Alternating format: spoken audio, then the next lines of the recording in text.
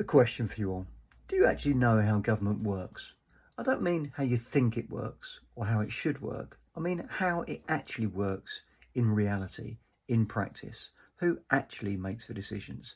Who actually comes up with the information? Who actually sets the agenda? Who actually briefs the ministers? Who actually puts down and writes the minutes and the articles and drafts the bills and drafts the laws and pushes through the laws? Now, you would like to think it's the people you vote for. You'd like to think it's the Prime Minister. You'd like to think it's the various ministers who head up the departments. But just think about it for a minute. The people that go into Parliament and then get put into government, they get put in charge of, for example, the health sector. They're the health minister or the justice minister or the defence secretary or the home secretary or the foreign secretary or the education minister, whatever it might be. But they don't necessarily ever have any sort of a background in that area before. Sometimes they do. A lot of the time they don't.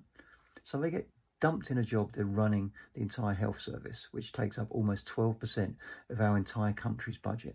That's a big job, but they may have no experience in the health sector previously, or they're running the defence sector, which in current circumstances deeply important. They might not have any sort of military background whatsoever. So who really makes the decisions? Who really briefs them? Who really gives them the information? I'm going to show you a video. Watch this video. It's a video of Dominic Cummings being interviewed. And I know you're all going to throw your hands up in horror. Dominic Cummings, he's a charlatan, he's a liar, he can't be trusted, he's untrustworthy, blah, blah, blah, blah. A lot of that might be true. It may be that you can't trust him, that he's manipulative, that he is conniving, that he wasn't great when he was in government himself. But what's absolutely unarguable is he's insanely intelligent and bright and says it as it is and doesn't take any shit. Watch this interview because he gives unbelievably good insight into what actually happens in government and who actually runs the country. The person in the so if you think of two roles, right? The Foreign Secretary in Great Britain and the private secretary in the PM's office responsible for foreign affairs, an official whose name has never been in the newspapers.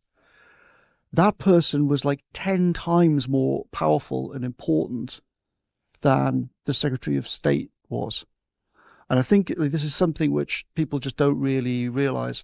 And it's part of like how the whole system has become fake. So you have fake meritocracy, fake responsibility, and then fake cabinet government. So they all walk up Downing Street, the cameras whir, they pose, they smile, ha ha, I'm going into the most powerful meeting, aren't I great? But it's all nonsense. The cabinet is just a kind of stage theatre. And actually officials in the cabinet office have already decided it all. When you sit in Whitehall now, right, in meetings, they are literally scripted. So when the Prime Minister has a meeting with ministers, what happens is that before the Prime Minister has that meeting, officials go into the Prime Minister's study and they give him a folder. And in the folder at the front is a thing called Chairman's Notes. And that's the script. And that's what the Prime Minister reads out. And the conclusions for the meeting are in the Chairman's Notes, drafted before the meeting happens, right? So the Prime Minister says, hello, Secretary of State, blah, blah, blah. And then all these officials sit around the sides on chairs around the edge of the room. And then the MP, the Secretaries of State, all look down at their folders because they've all got their scripts, right? And this is why I use the NPC meme, right? Because then the Prime Minister reads out, well, we're here to discuss blah, blah, blah. And then he goes around the room and then Secretary of State for Justice or the Foreign Secretary reads out his bullet points and then he reads out their bullet points and they read out. If anyone goes on script, you see the officials sort of go and then look over at the other official inside the room and kind of go, that means we'll come back to that after the meeting and make sure that doesn't happen. And then at the end, it was a fascinating, great discussion. Thank you so much for your wonderful, insightful, original contributions. And then he reads out the conclusions which are all drafted in advance. And it sounds like a parody, but it is literally how the British state functions. And the MPs are happy with that, right? Well, how does the psychology of it work? The officials are happy because they have almost all the real power. The cabinet secretary is now 100 times more powerful than any cabinet minister apart from the PM. And the MPs are happy because this whole system pretends that they're in charge. So both sides are basically happy with the fake version of the government. That's incredible. What he's basically saying is that in cabinet meetings or in departmental meetings between the Prime Minister and the heads of department, whether that's health, education, justice, home office, whatever it might be, that when they sit down to have a discussion, when they sit down to have a meeting, that meeting is already pre-scripted, pre-drafted and pre-concluded. The conclusions of what's going to come out of it are already drafted.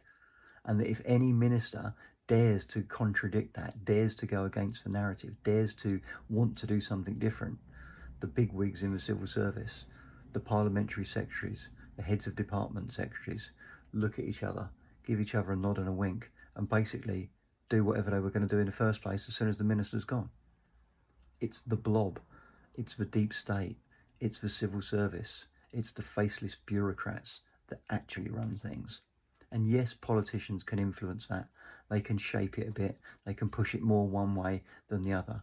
But when it comes down to the actual detail, the actual minutiae, the actual drafting of the bills, the drafting of the laws, do you really think that people like Ed Miliband or Angela Rayner or David Lammy or Yvette Cooper are sitting down at their laptop and drafting these bills and drawing up these laws and putting all the various millions of clauses and negotiating with the EU and negotiating with trade deals, etc., etc.? Of course they're not.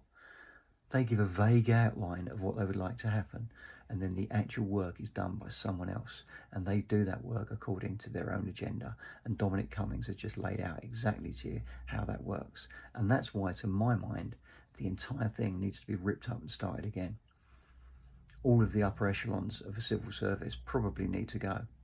The entire system and structure needs to be rebuilt from the ground up. Is that going to happen? Probably not. Not unless you get an absolutely ramrod straight politician come in and run things. And have we even got any of those? I doubt it.